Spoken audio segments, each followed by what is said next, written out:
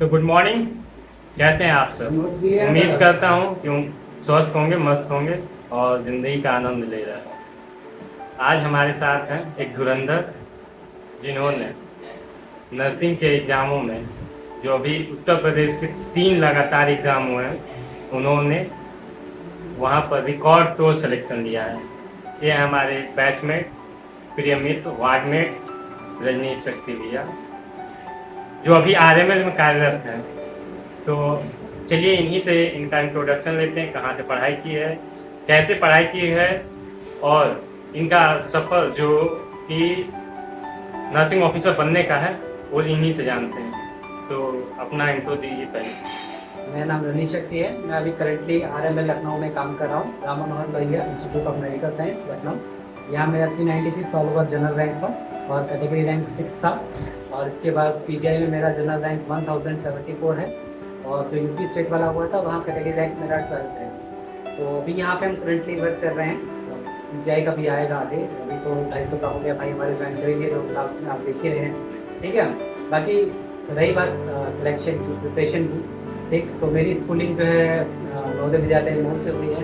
इसके बाद फिर मैं बीएचयू में मैंने नर्सिंग की और 4 साल नर्सिंग करने के बाद फिर अपना कोचिंग ली थी मैंने। फिर लेकिन कोचिंग से उतना कॉन्फिडेंस नहीं आया तो फिर सेल्फ स्टडी जब चीज़ें स्टार्ट की तो उधर 5 महीने अच्छे से एकदम लग के पढ़ाई की। हम लोग सब साथ में लाइब्रेरी प्रिपेयर करते थे और जितने लोग थे हम लोग सब के सब सिलेक्टेड है, सबने तीनों एग्ज़ाम फोड़े हुए हैं और सबका सिलेक्शन हो रखा है। ठीक है, तो अब आगे के ब्लॉग्स में आप रुधिर भाई दिखाते रहेंगे कि क्या क्या जर्नी है, कैसे क्या होता है, प्रोसीजर क्या है।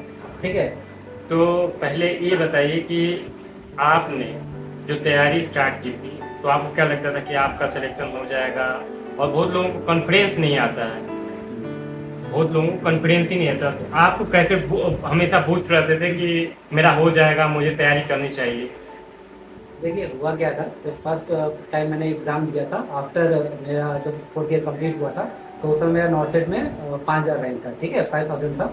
उसके बाद फिर 1 साल में प्रिपरेशन कर रहा था, लेकिन 1 साल में थोड़ा सा डिप्रेशन और एंजाइटी समझ ही रहे हैं, जब नहीं हुआ सिलेक्शन तो उसके बाद मेरा जो सेकंड टाइम जो मेरा रैंक था वो 19000 आया था। तो उस 19000 रैंक के बाद तो दिमाग घूम गया, लगा कि हमसे तो कोई है ही नहीं, सिलेक्शन ही नहीं हो रहा है, कितना भी पढ़ ले कुछ नहीं हो रहा। तो फाइनली 5 महीने लगातार कुछ दोस्त थे जिन्होंने मोटिवेट किया, दिखाया कि हाँ भाई तुम कर सकते हो, तुम्हारे पास पोटेंशियल है। और उन लोगों की बात सुन के अब खुद पे भी थोड़ा सा जो कॉन्फिडेंस था वो आया, डाउट क्लियर हुए। फिर लाइब्रेरी ज्वाइन की, दिन रात पढ़ना स्टार्ट किया। वही लाइब्रेरी में हम लोग जाते थे, सुबह 6 बजे एंटर करते थे, लंच के लिए 12 बजे निकलते थे, वही रात को 10-11 बजे तक जितना है हम लगा चल रहा था। एक एक दिन में हम 10-12 घंटे 5 महीने तक ऐसे हमने खींच दिया। आप रेगुलर पढ़े वो तो ठीक है, लेकिन साथ ही साथ ये करें कि जब आपका एग्ज़ाम नियर बाय हो, 5 महीना या 3 महीना हो, तो कम से कम डेडिकेटेड स्टडी कर ली। क्योंकि अगर आप जल्दी उसमें हैं, क्या बोलते हैं, ऑन द वे हैं, आप लगातार पढ़ रहे हैं, तो आपके सिलेक्शन के चांसेस बहुत बढ़ जाते हैं। ठीक है, तो एक चीज़ और है, ये टेस्ट सीरीज के बारे में आप थोड़ा बताइए। बहुत लोगों को लगता है कि टेस्ट सीरीज कोई मतलब नहीं होता, लेकिन मुझे पर्सनली ऐसा लगा कि टेस्ट सीरीज बहुत ज़्यादा जरूरी है। आपको क्या लगा? देखिए मैंने टेस्ट सीरीज टीएनसी की ज्वाइन की थी फर्स्ट ईयर, मतलब 4th ईयर के बाद। तो मेरा फ़ोन इतना ठीक था नहीं, पैसे तो थे नहीं। ठीक है, तो उस समय टेस्ट सीरीज ज्वाइन नहीं कर पाए थे, तो सैटरडे वाला देते थे।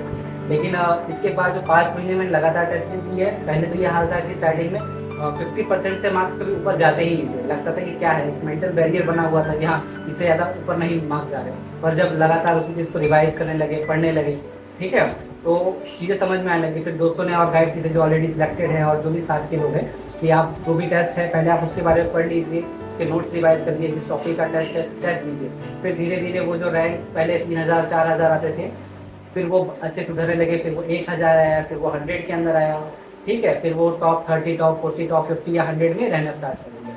तो मुझे लगता है अगर सिलेक्शन आपको लेना है तो टेस्ट सीरीज सबसे ज़रूरी चीज़ है, क्योंकि आप कितना भी पढ़ लीजिए आपको एग्जाम में टेस्ट दे रहे हैं, और जो मेंटल आपका जो मेकअप होता है वो आपका एग्जाम के टाइम पे टेस्ट सीरीज देने से ही आएगा। जब आप 3 घंटे में लगातार पढ़ के बार बार उसी चीज़ को रिपीट करेंगे तो वो चीज़ बोलते हैं ना, दिमाग में पिन की तरह वो हो जाती है, पिनअप हो जाती है। जब आप एग्जाम में बैठेंगे तो आपको चीज़ याद आ जाएगी कि हाँ ये चीज़ मैंने यहाँ पढ़ी थी, ये क्वेश्चन यहाँ आया था, और वो उसका बोलते हैं ना ऑटोमेटिक आंसर देंगे, उसमें आपको कन्फ्यूजन नहीं होगा एग्जाम में। और वही चीज़ सबसे इंपॉर्टेंट है, जो आपको एक सिली मिस्टेक कराती है, सिली मिस्टेक आपकी ठीक हो जाएगी। साथ ही साथ आपको बोलते हैं ना एंजाइटी नहीं होगी कि इतने एग्जाम में है। जैसे टीएनसी बड़े बड़े क्वेश्चन बनाते हैं, ठीक है, तो जब बड़े बड़े क्वेश्चन बनाते हैं तो क्या कहते हैं, आप लगता है कि यार टाइम चला जाएगा, पेपर ही नहीं हो पाएगा। जो अभी का नॉर्सेट था वो दिया था तो 2 घंटे में मैंने 100 क्वेश्चन किए थे, लास्ट के 100 क्वेश्चन 1 घंटे में हो गए थे मेरे, ठीक है। तो जो ये हेडेक होता है या डर लगता है कि नहीं कंप्लीट हो पाएगा, पेपर नहीं पढ़ पाएंगे, तो इसकी आप जब प्रैक्टिस करते हैं तो आपको पता है, आपने कम से कम 500 एग्जाम दे रखे हैं, तो उसका जो एक्सपीरियंस है वो आपके मेन एग्जाम में बहुत आपकी हेल्प करता है और आपका कॉन्फिडेंस एक अलग लेवल पे है। अच्छा ये बताइए कि अभी जो नर्सिंग के एग्जाम हो रहे हैं या कोई भी एग्जाम हो किसी भी फील्ड के, जो नॉन नर्सिंग का फील्ड है, वो हमको लगता है कि अगर आपको नर्सिंग में भी अब सिलेक्शन लेना है तो नॉन नर्सिंग अगर आपका ढंग से तैयार नहीं है तो आपको सिलेक्शन पाना बहुत मुश्किल काम हो गया है। क्या आपको ऐसा लग रहा है? देखिए एक्चुअली है क्या, आज से कुछ साल पहले तक जो क्या बोलते हैं जो लेवल था या कंपटीशन था उतना नहीं था। अब जो नीट के बच्चे हैं वो लोग भी आ रहे हैं, कंपटीशन काफ़ी बढ़ गया है, ठीक है। वैकेंसी उधर नहीं आ रही थी, इधर भी आ रही है, और जो लोग सिलेक्टेड हैं वो लोग सारे लोग एग्जाम देते हैं तो लेवल एक अलग ही लेवल पे चला जाता है। और जहाँ पे पॉइंट के 3 डिजिट पे जाके आपका रैंक चेंज होता है और सिलेक्शन होता है। अभी भाई हैं हमारे और भी दोस्त हैं जो 0.2 नंबर 0.3 नंबर से जिनका सिलेक्शन रह जाता है। तो अगर आप जब भी पढ़ रहे हैं तो आपका कंप्लीट चीज़ क्लियर होना चाहिए, चाहे वो नर्सिंग हो चाहे नॉन नर्सिंग हो। नर्सिंग तो आपको कंपटीशन में रखता है, नॉन नर्सिंग ये डिसाइड कर देगा कि आपका सिलेक्शन होगा या नहीं होगा। वो पॉइंट 1 नंबर हो या पॉइंट के 3 डिजिट के बाद का, अगर वो भी नहीं आया तो सिलेक्शन नहीं है, ठीक है। तो अभी हम कुछ दिनों में आगे इन्हीं से डिस्कस करेंगे नॉन नर्सिंग के बारे में कैसे पढ़ना है। लेकिन अभी एक चीज़ और पूछना है हमको कि जो यूपी गवर्नमेंट का जो एग्ज़ाम होते हैं, स्टेट गवर्नमेंट के और नॉर्सेट के एग्ज़ाम होते हैं, उनमें आपको कुछ डिफरेंस लगते हैं क्वेश्चन में और चाहे कुछ में? देखिए जैसे जो यूपी के एग्जाम होते हैं वो ओरिजिनली डाटा बेस्ड होते हैं। अगर आपने अच्छे से नर्सिंग पढ़ रखी है तो आपके मोस्टली क्वेश्चन समझ में आ जाएंगे, आप प्रीवियस ईयर आपने लगा रखा है। लेकिन जो नॉर्सेट का पैटर्न धीरे धीरे बदलता जा रहा है, वो जो नीट पीजी की तरह उसकी तरह शिफ्ट हो जा रहा है। आप नीट पीजी का जो पैटर्न या क्वेश्चन आंसर देखेंगे तो आपको वैसा ही मिलेगा कि आपको सेम कंडीशन दे रखी कि पेशेंट आ रहा है, उसके साथ ये चीज़ें कंडीशन है, ये वाइटल्स है, ये है, आप इस कंडीशन में क्या एक्ट करेंगे। तो वहाँ पे आपका एनप्लेक्स का बहुत अच्छा रोल आता है, क्योंकि जब मैंने अपना जब प्रिपरेशन स्टार्ट की, जब एनप्लेक्स पढ़ी तो उसमें ये चीज़ समझ में आई कि हर एक डिसीज की पर्टिकुलर प्रियोरिटी है, उसमें वो चीज़ आपको याद ही होनी चाहिए। अगर आपको वो याद नहीं है, उसी से क्वेश्चन आपसे पूछेगा और वो आपको नहीं आता तो आप हमेशा क्वेश्चन गलत करके आएंगे। तो एनप्लेक्स से आपकी थोड़ी सी ये चीज़ क्लियर हो जाएगी कि इस कंडीशन में, किस डिसीज कंडीशन में क्या चीज़ प्रियोरिटी होती है, किसमें क्या करना है, किसमें क्या नहीं करना, और इसी पे आपको क्वेश्चन दिए जाएंगे और इसी पे आपको फंसा के आपके रैंक आपसे मिल दिए जाएंगे। देखिए अभी रजनीश भैया KGMU का एग्ज़ाम होने वाला है, मतलब वैकेंसी आ चुकी है। तो हमें लगता है कि अगर आप KGMU का एग्ज़ाम दे रहे हैं तो नॉन नर्सिंग और सिंगल 1 लाइनर क्वेश्चन ज़्यादा आपको प्रीफर करना है और उस पर ज़्यादा कमांड करना है। क्या आपको ऐसा लग रहा है? हाँ, मुझे देखिए यूपी जो स्टेट के जो एग्जाम्स हैं उसमें देखिए आपके सिंपल क्वेश्चन कम से कम 60% आपके सिंपल क्वेश्चन होते हैं, जो चाहे पढ़े चाहे नहीं पढ़े सब लोग के अप्रॉक्स 60% 50% नंबर आ जाते हैं। लोग बोलते हैं हमें बहुत कॉन्फिडेंस है, हमारा इतने नंबर से रहेगा, लेकिन ये जान लीजिए कि लास्ट के जो 10 मार्क्स होते हैं ना, जो आपको रैंकर बनाते हैं या सिलेक्शन दिलाते हैं, वही सबसे टफ होते हैं। जो नहीं भी पढ़ के जाएगा वो भी उसको इतनी नर्सिंग आती है तो 50, 30%, 40% नंबर ले आता है। तो इस भ्रम में मत रहिएगा कि क्या कहते हैं आपको इतना आता है, आपके एग्जाम में इतने आ रहे हैं तो आपका हो जाएगा। एक नंबर से यहाँ पे आपको रोना पड़ सकता है, ठीक है। हम लोग का यही हुआ, एक नंबर 2 नंबर से आदमी का सिलेक्शन रुक गया। इसका 0.2 नंबर से भी फ्रेंड है, कोई PGI में हुए, आपने इनको ब्लॉग में देखा होगा, हमारे गुरुदेव भाई, उनका 0.2 नंबर से रह गया था, मेरा 3 नंबर से रहा था। तो इस तरह की कंडीशंस आ जाती हैं। और अभी जैसे आपको किताबों के बारे में पता है तो PR यादव, देखिए PR यादव जो मुझे लगती है, अभी रजनीश भैया बता रहे हैं जो बुक अभी KGMU का एग्जाम होने वाला है, ये जो बुक है ये, इसको आप ब्रह्मास्त्र समझ लीजिए। जैसे NCERT होती हैं वो ब्रह्मास्त्र हैं, ये नॉन नर्सिंग की बुक है, नर्सिंग। और जनरल स्टडी में हम बता रहे हैं, जैसे मुझे लगता था आप किसी एक चैनल को पकड़िएगा फिक्स, थोड़ा थोड़ा ही कोई 2-4 टॉपिक ही पढ़िए, उसको बार बार रिवीजन करिए। नॉन नर्सिंग हो, नॉन नर्सिंग की हम बात स्पेसिफिक कर रहे हैं, ठीक है। एनक्लेव्स को अगर आप पढ़ पा रहे हैं तो ठीक है, नहीं पढ़ पा रहे हैं तो उसको ज़्यादा अभी टच करने की ज़रूरत नहीं है।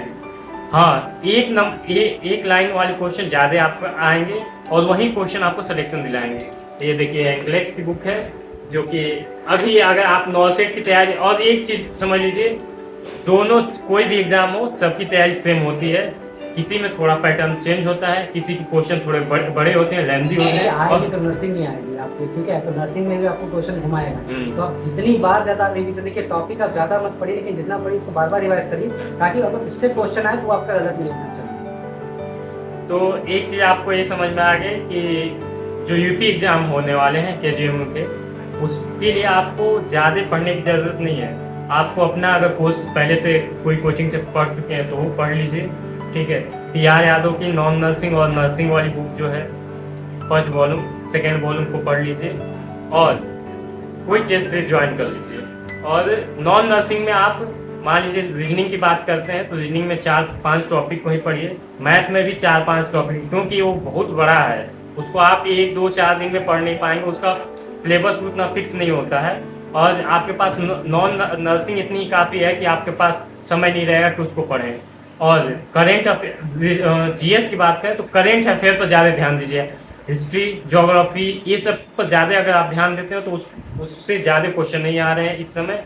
आपको खेल वोल के बारे में, कोई पद्म पुरस्कार हुआ उसके बारे में थोड़ा बहुत, यूपी के बारे में थोड़ा बहुत, बस उतना पढ़िए और आप ये एग्ज़ाम KGMU वाला आराम से क्लियर कर सकते हैं। पहली बात कि PR यादव एक ऐसी बुक है जिससे आपको कॉन्फिडेंस आएगा, ठीक है, वो आप पढ़ेंगे तो आपको कॉन्फिडेंस आएगा कि हाँ मुझे कुछ आता है। और जो भी आप टेस्ट सीरीज दे रहे हैं उसमें जो भी आप गलतियाँ कर रहे हैं उसको आप लिखते जाइए शॉर्ट नोट्स के फॉर्म में, कि एक पेज में आपका एक टेस्ट आपने दिया अगर 300 मार्क्स का या 600 मार्क्स का, तो उसको लिखिए कि कितने 200 क्वेश्चन थे तो उसमें क्या क्या आपको गलती, शॉर्ट नोट्स के फॉर्म में लिखिए। और एक स्पेशल चीज़ है, देखिए रुधिर भाई की क्वालिटी क्या है, इनका रैंक अभी बताइए भैया, आपका रैंक कितना था? 185 तक PGI में रैंक, जनरल रैंक, ठीक है। तो देखिए क्वेश्चन हम लोग हमेशा बराबर करते थे, गुरुदेव भैया हम लोग सब बराबर थे, लेकिन खास बात क्या थी रुधिर भाई की, रुधिर भाई नेगेटिव टच नहीं करते थे, और इसलिए इनका रैंक इतना ऊपर है। हमारा 1000 आ गया, भैया का गुरुदेव भाई का 400 के अप्रॉक्स है, लेकिन भाई का, और अभी मेरा एक और रूममेट है रेवती, अभी नेक्स्ट ब्लॉक में भी आएंगे 92 रैंक के साथ। लेकिन देखिए है क्या कि इन दोनों की खास क्वालिटी क्या थी कि हमें ये पता होना चाहिए कि हमें क्या आ रहा है क्या नहीं आ रहा है। तो इनको पता है कि ये नहीं आता है, बोलते कि हमसे छुआ ही नहीं जाता वो क्वेश्चन, और इस वजह से रैंक आता है। जब आपको ये पता हो कि आपको क्या आ रहा है और क्या नहीं करना है, जो सबसे इम्पोर्टेंट, इसकी टेस्ट सीरीज देते समय इस चीज़ की जरूर प्रैक्टिस करिए, कौन से क्वेश्चन भी नहीं टच करने, कौन से मुझे नहीं आ रहे। अगर ये आपकी चीज़ क्लियर नहीं है तो आपका सिलेक्शन नहीं होगा, आपको क्वेश्चन छोड़ने पड़ेंगे, ठीक है। जब आप क्वेश्चन छोड़ेंगे तभी आप आगे बढ़ पाएंगे और आपका सिलेक्शन होगा। नहीं तो एक गलत क्वेश्चन, मेरे PGI में 3 क्वेश्चन गलत हुए थे इसी चक्कर में, मुझे पता था कि आंसर नहीं हो रहा है या वहाँ थोड़ा सा कंफ्यूजन था, मैंने लास्ट टाइम में वो उसको कर दिया। अगर मैं वो नहीं करता तो मेरा रैंक लगभग 600 से 500 के बीच में रहता, लेकिन वो 3 नंबर की वजह से रैंक इतना पीछे चल गया, जाके 3 डिजिट में रैंक इतना पीछे चल गया, ठीक है।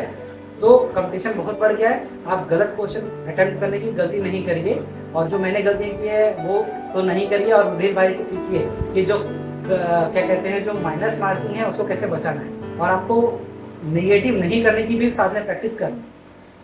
तो इसी के साथ इस इंटरव्यू को समाप्त करते हैं। जय हिंद। जय